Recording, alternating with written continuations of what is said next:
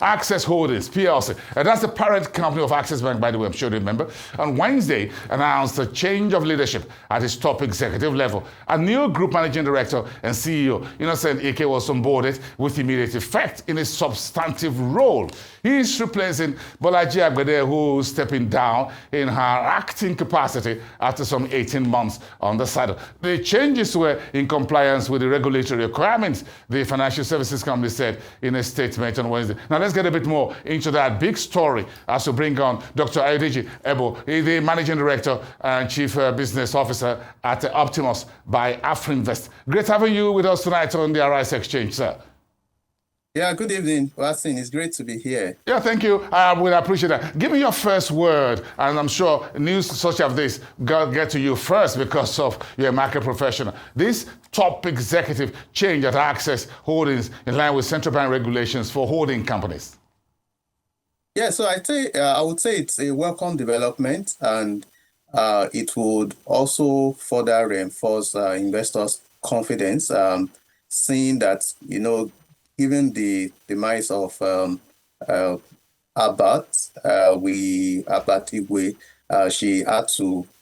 there had to be a major change, which we saw Bolaji Agbede take over. So I think that looking at the CBN role, it's also to reinforce corporate governance, ensuring that there's also continuity, which is what I think the situation that we're seeing now, though it's coming almost very suddenly, but the situation we're seeing now is really very, very positive.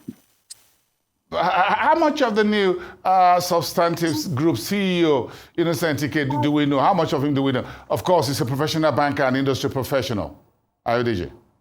Yeah, so I think that he's looking at his past experience in the last 10 years with Access Bank. So he has a total of 30 years experience, spending 10 years in corporate banking, commercial banking, and public sector.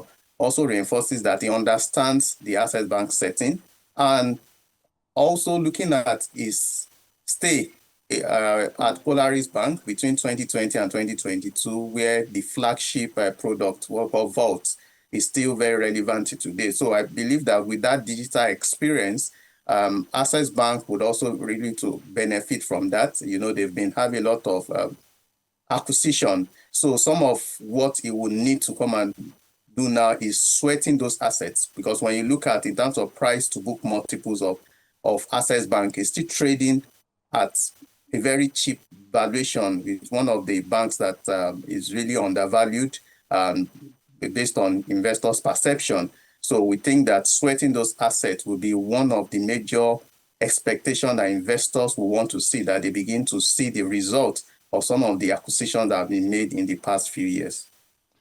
Okay, so do you think Innocent Ike's appointment connects with Access Holdings' vision?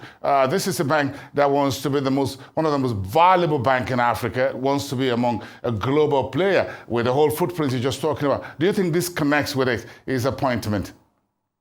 Yes, I would say he aligns with it because, firstly, culture is key. So Innocent Ike is not totally new to the bank. So he has stayed there for 10 years and he's worked in critical positions. So I think he aligns with the footprint and the mission to be a global bank.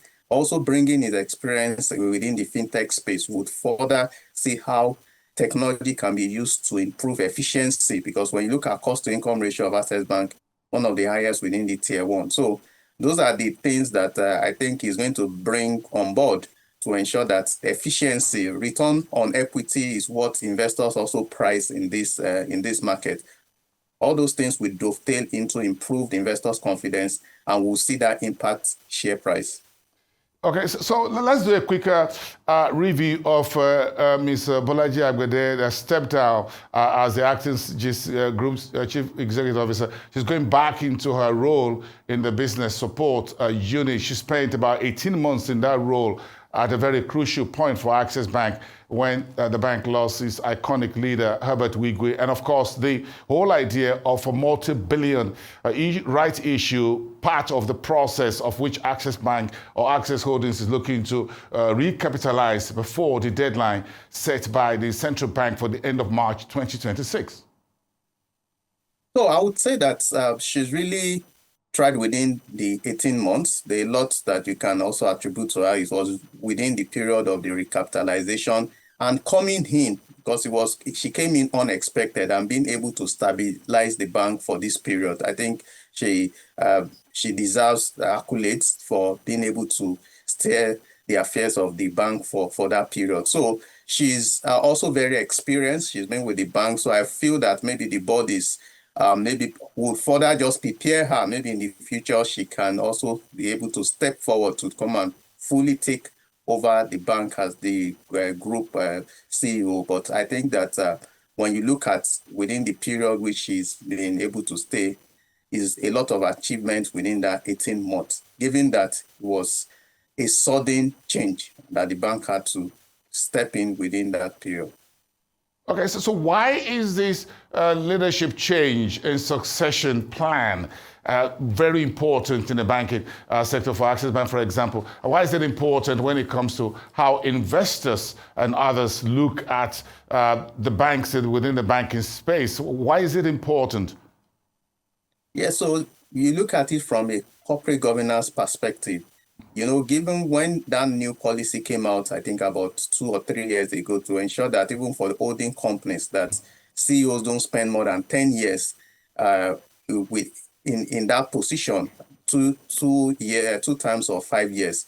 So that enforces that you be able to have a succession plan. You build people so you don't, in case if any the unexpected happen, like what we saw in Access Bank. So you have people that are already prepared. You are preparing them for that position. And because we play in a global space, see banks like a bank like Access Bank that has gone to different Africa regions and even in the Euro area. So that is really needed. It needs to be seen that there's a very firm succession plan, and it will help that there's also no key man risk, because it's also very important. So that needs to be taken into consideration. And I think that rule, that corporate governance rule, has really helped. That we've seen that the banks are now also forced to begin to groom people that would also be able to take over them. You know, we're also seeing that within the security and exchange space, based on the new rule that CEOs will also have limited tenure that they need to spend in that position. So how should the market and investors trade this change of guards at Access Holdings? How should the market trade it? What should be investors' outlook on it?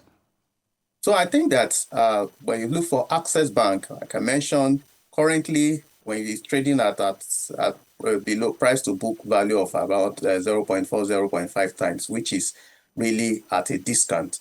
So investors need to have that long-term view. The banks have acquired significant assets that we think that has potential value. So now within coming in of the new CEO is how do you want to sweat the asset to begin to generate significant return? So I think the expansion drive should, at least for now, be paused such that the asset that has been acquired so far should produce results. Dividend payments too needs to also be improved on, because these are the things investors look out for. So once those things are done, I think that the confidence with this new change provides confidence, because the person coming in has over 30 years experience and also understands how Access Bank plays. So I feel that gradually we'll see investors with long-term view begin to take position in the bank with the expectation that those assets will begin to yield results, and it has potential for growth compared to it's not benefited from the rally we've seen in the bank, in banking shares in this year. It's not benefited significantly compared to some of the top banks. So we think that there's still potential for the bank once those assets are properly sweat, and also cost to income ratio also for efficiency needs to also be looked into. All right. Well, thank you so much for those insights and perspectives on the change of gas, the C-suite of Access Holdings PLC. Thank you so much. Do have yourself a pleasant evening, sir. Dr. Ayodeji. Always my pleasure. Thank you so much at Optimus by Afrinvest, Managing Director and the Chief Business Officer.